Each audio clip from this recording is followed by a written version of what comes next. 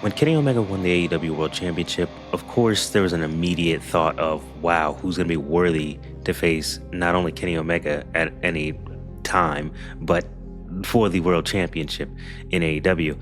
And when that answer became Kevin Knight, obviously a lot of people became confused and questioned that. Not necessarily because Kevin Knight can't have a great match, because they know he can. Not necessarily because people don't like Kevin Knight, because they do.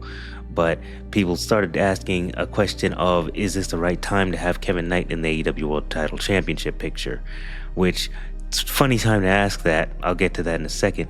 But I think that question being in existence is more interesting than the match happening itself. I've seen people asking, why is the TNT Champion getting a World Championship match? That's lazy booking. But it's not inherently lazy booking. It's only lazy if the story is the guy has a secondary title, so now he gets a world title match because we're out of ideas. But that's not necessarily what's happening here. AEW has established that having the TNT Championship can be a pathway to the World Championship because of the wins you get as the TNT Champion.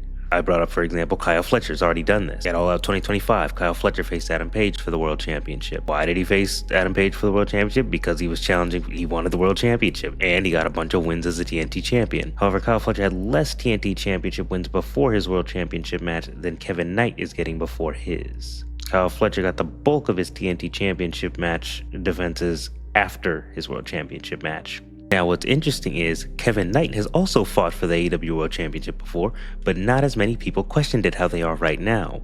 Kevin Knight just faced Darby Allin for the World Championship on Dynamite. And before having the TNT Championship, he challenged MJF for the World Championship. So it doesn't seem that necessarily the problem is the TNT Champion challenging for the World Championship, because AEW's done that multiple times and it wasn't as questioned as it is now. But is it because, I can't tell if it's because of the profile of champion that's holding it, because I'm also seeing the criticism that Kevin Knight isn't as good as Kyle Fletcher, but that's a very weak argument. I've seen the argument that Kyle Fletcher was a different story, but that's probably because Kyle Fletcher was already a bigger star. But why was he a bigger star already? He already had his moment. He had his moment against Will Ospreay. He had a full-blown feud against Will Ospreay, and those matches in that story changed how people viewed him. Before that match, Kyle Fletcher was very, very talented, very, very promising, and someone with a lot of potential. But after that match, he placed himself as a future main event guy, which is the point of opportunities like this. Nobody knows Kevin Knight's ceiling until he gets that opportunity.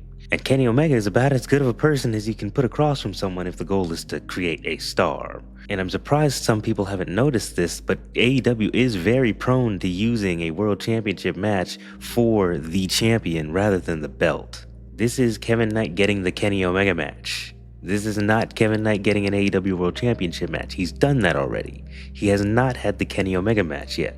Now, not only does he have a match with Kenny Omega, he has a match with Kenny Omega in the main event for the World Championship. Wins and losses matter, of course. That's why Kevin Knight has this opportunity. He's the winningest TNT champion of all time. But sometimes the moment matters more than the result. Take Mercedes Moné versus Maya World, for example. Mercedes Moné versus Maya World in the Owen Hart tournament final at Forbidden Door was important because it showed Maya World belonged in that environment. Whether she won or lost wasn't the only thing people remembered. They remembered she had a phenomenal matchup with Mercedes Moné. I made a video about that before Forbidden Door if you want to check that out, where I said the exact same thing that I'm saying right now. Kevin Knight has that same opportunity now. The entire wrestling world is watching him. He's wrestling one of the greatest wrestlers of the generation. If Kevin Knight walks out of Redemption having a classic with Kenny Omega, nobody's going to say, why was Kevin Knight there? Because once you have a phenomenal matchup with Kenny Omega, you belong. Now, why isn't this Kenny Omega versus MJF? It could have been. Nobody's denying that. MJF's battling with some injuries at the moment, and it seems that he figured that it should be whoever the TNT champion was, regardless if it was Kevin Knight or whoever else it could have been. But MJF had his match pulled forward. Situation changed. Now, AEW has a limited amount of time with Kenny Omega as world champion, so now, do you use this time to only do established matches, dream matches, or do you use this time to create the next generation of challengers? Because Kenny Omega is not going to be champion forever. Nobody knows how long this run is going to last. So why not use one of the opportunities to make somebody? Make a star. Now, would Andrade be a believable World Championship challenger? Absolutely, but Andrade's already established. We are seeing who can reap the benefits the most of challenging Kenny Omega. which Kevin Knight benefits enormously from this. Andrade doesn't need the same level of exposure right now. He's been a very high card star for a very long time. And the story isn't necessarily over for Andrade. As you've seen, Kevin Knight came back for it. Even though MJF promised both men opportunities, Kevin Knight just happens to be getting his first. That does not mean Andrade doesn't get his. Once this little play date is over with or whatever, I want my title shot. Yeah, sure, kid, whatever you want. And of course, yeah, we get it. Andrade next. Mark Briscoe. The gap between me and you is big. Speaking of not being on the same page, last week we were not on the same page. Now, I don't want to name names. Andrade, sorry. I have a cough. Though we might have some business to handle before then. I've seen people saying Kevin Knight joining the Don Callis family made no sense. But that could be part of the point. The entire story has been Kevin Knight doesn't need them. Speedball Mike Bailey said it. Kenny Omega said it. Swerve just said you need to become a killer in order to walk amongst killers, which the Don Callis family has been known to get to the top, get championships, get gold.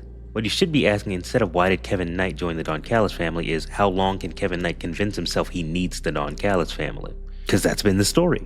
Kevin Knight's been telling himself, I need this opportunity, so I need this group. I need their help. I need a belt. They get belts. I'm joining them. And Kenny Omega saying, you don't need them for any of that. You can do that yourself. You didn't even need them for the TNT Championship you won, which is character conflict. Especially because Kenny Omega knows exactly what it's like to be manipulated by Don Callis, which Kenny Omega also pointed out that with Don Callis' help, he got the World Championship the first time. Now, Kenny Omega has occasionally came off as somewhat of a hypocrite in some of his promos, but I'm sure that he sees a little bit of what Will Ospreay's going through right now in Kevin Knight as well, because along with Kenny Omega in the past falling under Don Callis' spell, Will Ospreay also fell under Don Callis' spell when he went against Kenny Omega originally. Not only that, but Kenny Omega also believes that Will Ospreay doesn't need the Death Rider's help right now. So now this match becomes Kenny Omega trying to save someone from the same mistakes he made. So, in the end, is Kenny Omega vs. Kevin Knight the biggest possible match AEW could have possibly made? No. There are bigger names. There's more established challengers, but wrestling's never only been about putting two established names against each other. Sometimes it's about taking someone who's knocking on the door and giving them an opportunity to kick it down. We all know a big priority has been put on Kevin Knight. This isn't a match saying he's already there. This could be a very prime opportunity to push him there and get him there. But in the end, if you're holding one of AEW's biggest championships, why wouldn't you believe you're capable of becoming world champion? If anything, that's how secondary championships are supposed to work. Stepping stones. Like at times I get a little bit confused because I don't think people are seeing what's happening. He beat MJF. He beat Okada. He beat Darby Allin.